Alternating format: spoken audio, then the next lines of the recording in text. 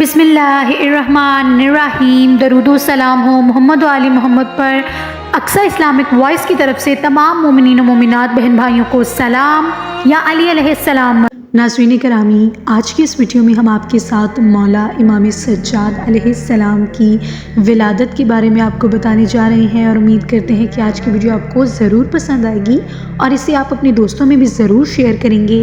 اور اگر اسی طرح کی مزید ویڈیوز کو دیکھنا چاہتے ہیں تو ابھی ہمارے چینل کو سبسکرائب کر سکتے ہیں، تاکہ اسی طرح کی مزید ویڈیوز جب بھی ہم اپلوڈ کریں اس کا نوٹیفیکیشن آپ تک وقت پر پہنچ سکے۔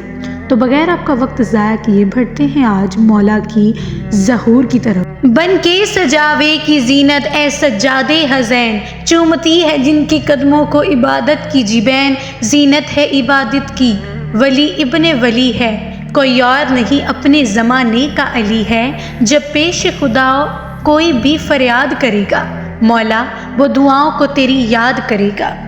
یہ وہ ہیں جنہیں مکہ کی سرزمین ان کے قدموں کی نشانات سے پہچانتی ہے، اللہ کا گھر اور مکہ سے باہر کی سرزمین اور حرم ان کو پہچانتا ہے۔ یہ بہترین بندگان خدا کے فرزند ہیں، یہ پرہیزگار پاک و پاکیزہ اور ہدایت کا پرچم ہے۔ ناظرین گرامی، یہ کسی اور کی نہیں بلکہ امام زین العابدین علیہ السلام کی بات ہو رہی ہے۔ بسم اللہ الرحمن الرحیم۔ ناظرین گرامی، علی بن حسین بن علی بن ابی طالب سن 38 ہجری میں مدینہ پاک میں پیدا ہوئے۔ علی بن حسین علیہ السلام جو امام سجاد علیہ السلام اور زین العابدین علیہ السلام کے نام سے مشہور ہیں۔ امام حسین علیہ السلام اپنے ماجد حضرت علی المرتضیٰ علیہ السلام سے اظہار عقیدت کے لیے اپنے بچوں کے نام علی رکھتے تھے۔ اسی مناسبت سے زین العابدین علیہ السلام کا نام بھی علی ہے، اور کنیت ابو محمد، ابو الحسن، ابو القاسم اور ابو بکر ہے، جبکہ کثرت عبادت کے سبب آپ کا لقب سجاد، زین العابدین اور سید العابدین ہے۔ آپ کی والدہ کا نام شہر بانو تھا، جو ایران کے بادشاہ یزدگرد کی بیٹی تھی۔ ان کے بھائی جو ان سے عمر میں بڑے تھے ان کو علی اکبر کہا جاتا تھا، جو معرکہ کربلا میں اپنے والد کے ساتھ ہی کربلا کے شہیدوں میں شہید ہو گئے۔ علی اوسط یعنی علی بن حسین المعروف زین العابدین علیہ السلام بھی اپنے والد امام حسین علیہ السلام کے ساتھ معرکہ کربلا میں شریک تھے۔ اس وقت مولا کی عمر 23 یا 25 برس تھی۔ اس موقع پر یہ بیمار اور صاحب فراش تھے۔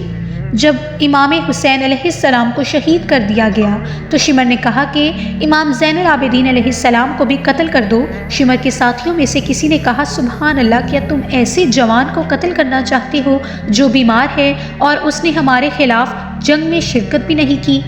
اتنے میں عمر بن سعد بن ابی وقاص آیا اور کہنے لگا کہ ان عورتوں اور اس بیمار یعنی مولا کو کوئی تعرض نہ کرے۔ اس کے بعد ان کو وہاں سے دمشق لایا گیا اور ان کے اہل خانہ کو مدینہ منورہ واپس روانہ کر دیا گیا۔ ناظرین گرامی، مولا امام زین العابدین علیہ السلام کی سخاوت کی بھی مثال نہیں ملتی۔ ابو حمزہ سمالی سے مروی ہے کہ مولا امام زین العابدین راتوں کو کھانا پینے کی چیزوں کو اپنے کندھے پر رکھ کر اندھیرے میں خفیہ طور پر غربا اور مساکین کو پہنچا دیتے تھے، اور فرمایا کرتے تھے، جو صدقہ اندھیرے میں دیا جائے وہ پروردگار عالم کے غضب کی آگ کو بجھا دیتا ہے۔ راتوں کو اناج کے تھیلے اپنی پشت پر رکھ دیتے تھے اور محتاجوں کے گھروں تک پہنچانے دیتے تھے۔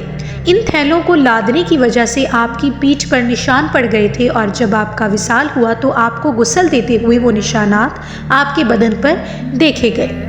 امام زین العابدین علیہ السلام اپنے زمانے کے بہت ہی جلیل القدر اور اعلیٰ مرتبت بزرگوں میں سے تھے۔ لوگ ان کی بہت زیادہ عزت و تکریم کیا کرتے تھے۔ مشہور واقعہ ہے کہ ہشام بن عبد المالک اپنے زمانہ خلافت سے قبل ایک دفعہ حج کے لیے گئے۔ بیت اللہ شریف کے طواف کے دوران میں حجر اسود کا استلام کرنے کا ارادہ کیا، لیکن بھیڑ کی وجہ سے نہیں کر پائے۔ اتنے میں امام سجاد علیہ السلام تشریف لائے، ایک چادر اور تہ بند باندھے ہوئے، انتہائی خوبصورت چہرے والے، بہترین خوشبو والے، طواف شروع کیا، اور جب حجر اسود کے قریب پہنچے تو لوگ ان کی ہیبت اور جلالت شان کی وجہ سے پیچھے ہٹے اور آپ نے اطمینان کے ساتھ استعلام کیا۔